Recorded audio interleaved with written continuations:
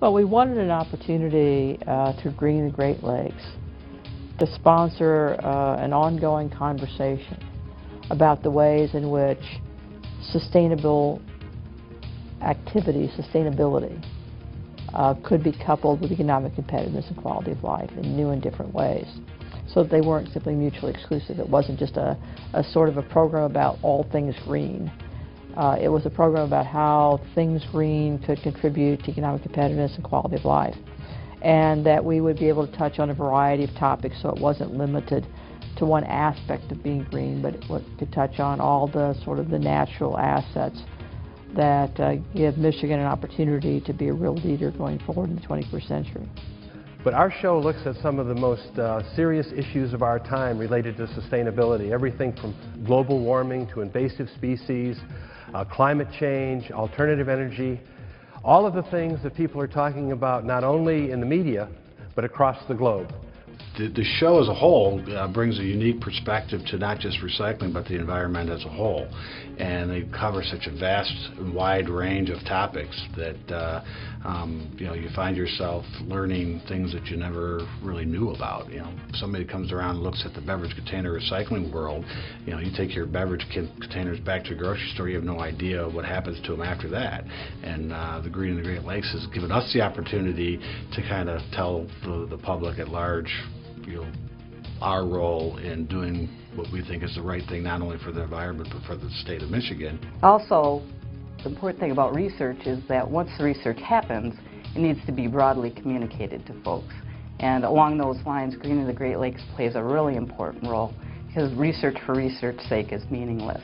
If you don't communicate things in an understandable, ready-to-use way to people, it can't be used and it's not important. So that's another reason that Greening the Great Lakes sponsorship is a natural fit for us. Well, it's the combination of the radio show and the website. And if you're a business that is covering the entire state of Michigan, you're not going to get better coverage than those two avenues. And if you're an environmentally friendly type business, whether if you're an energy company or if you're in logistics or trucking or that type of thing, this is a great avenue for you to get your message out and let the people of Michigan know that you're doing the right things.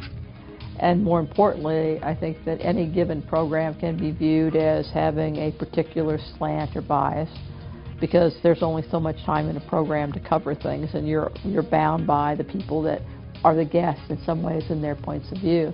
So I think it's important, like you would in the concept of the citizen scholar, to think about listening to the program over a period of time, because I think they'll find the perspectives are very diverse.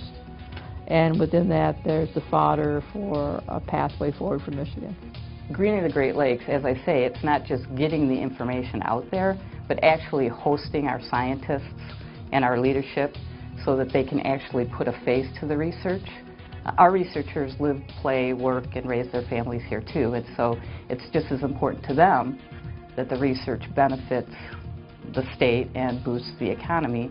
And I think it's really helpful for people to hear firsthand from our researchers about the work they're doing and how it affects their lives. So I think overall it's a win-win for us, for Greening the Great Lakes, and for the citizens of Michigan. How can we leave the planet better for future generations? What do we need to do now to ensure that our children and our grandchildren are going to have the same beautiful environment, the same economic stability, and the same socio-cultural heritage that we had when we were born?